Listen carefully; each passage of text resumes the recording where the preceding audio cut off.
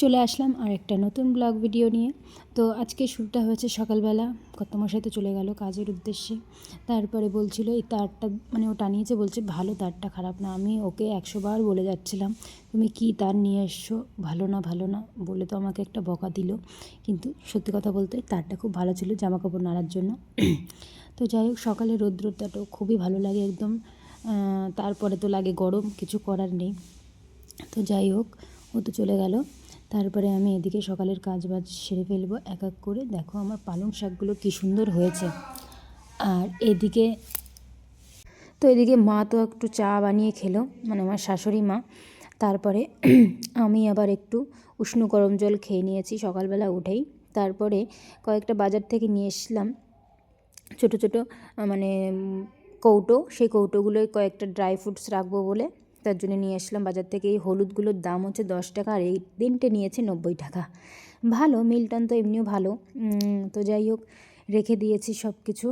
আর এই যে দেখতে পাচ্ছ মিশ্রণটা, এটা হচ্ছে ড্রাই ফ্রুটসের সব 5টা মিশ্রণ একবারে মিক্সি করে রেখে দিয়েছি উষ্ণ গরম জল বা দুধ দিয়ে খাওয়ার জন্য। আর এদিকে বাদাম টাদাম যা যা টুকটাক ছিল সব রেখে দিয়েছি।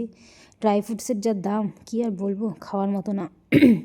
আর এদিকে দেখো আমি গাছের থেকে পেরেছি কতগুলো লাউ, মানে আমাদের ছাদে চালে হয়েছে, সেখান থেকে আমি পেরেছি প্রায় 7-8টা লাউ। কি বলবো, দেখলে যে এত ভালো লাগে লাউগুলো। আর পাড়তে গেলে আমার ভীষণই কষ্ট হয়, যেহেতু ছাদের উপরে এক এক করে নিয়ে পাড়া চারটেখানি কথা না, সারা ছাদে কিন্তু আমার লাউ গাছে পরিপূর্ণ। আর আমার এই সাইডটা আছে টিন, তো ছাদ অর্ধেকটা টিন। তো যাই হোক, সিঁড়িঘর নেই বলে তোমার যে মই থাকে সেটা দিয়ে উঠি সামনে দিয়ে। তো এদিকে দেখো সব জামাকাপড় তো টানিয়ে দেওয়া আছে। তারপরে সব কিছু মানে মোটামুটি যেসব কাজগুলো থাকে সব সেরে বেড়ে আমি চলে এসেছি রান্নাঘরে। তো সকালে মা আর আমি খেয়েছিলাম রুটি, আর ওদিকে কর্তামশাই তো কাজে চলে গেছে, ওইখান থেকে কিছু খেয়ে নেয়। তারপরে একবারে রান্না বসাই আমি আর কি।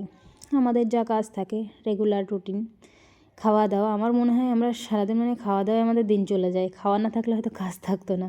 অ্যাকচুয়ালি কাজের মধ্যে থাকা অনেক ভালো, মন ভালো থাকে। ওই বসে থাকলে কিন্তু একদমই ভালো লাগে না। আর সত্যি কথা বলতে আমার বসে থাকতে একদমই ভালো লাগে না। হ্যাঁ, কাজকর্ম করলে একটু কষ্ট হয়, তার জন্য তো বাড়িতে গাছ লাগিয়েছে প্রচুর। তোমাদের তো ঘুরে ঘুরে একদিন দেখাবো ভিডিওর মাধ্যমে। তো যাই হোক, এদিকে কিন্তু রুটি তরকারি খেয়ে নিয়েছিলাম আমরা। তারপরে একবারেই দুপুরের জন্য রান্না বসিয়ে দিয়েছিলাম। করেছিলাম হচ্ছে লাউ ঘন্ট, আর ওদিকে হচ্ছে লাউ দিয়ে ডাল করেছিলাম।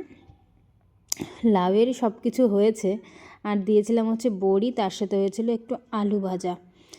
আলু ভাজা অনেক দিন পরে খাওয়া হচ্ছে, ভালোই লাগে, কিন্তু আলু ভাজাটা একটু তেল কম দিয়েছি, ব্যাস কড়াইতে লেগে গেছে। আর এদিকে বড়ি দিয়ে হবে লাউ ঘন্ট। লাউ ঘন্ট আগে খেতাম না, এখন বাড়িতে লাউ আছে, খেতে হয়, ভালো লাগে। এমনি লাউ খাওয়া তো এমনিই খুব উপকার। তো যাই হোক, আমার এদিকে রান্না বান্না সেরে আমি চান টান করে ঘরে পুজোটা দিয়ে নিয়েছি।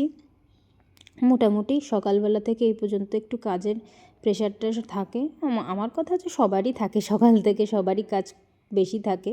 তারপরে রান্নাবান্না সেরে ফেললে তো আর কাজ তেমন থাকে না। তো যাই হোক, কাজে কর্মে ব্যস্ত রাখি নিজেকে, আর ভালোও লাগে।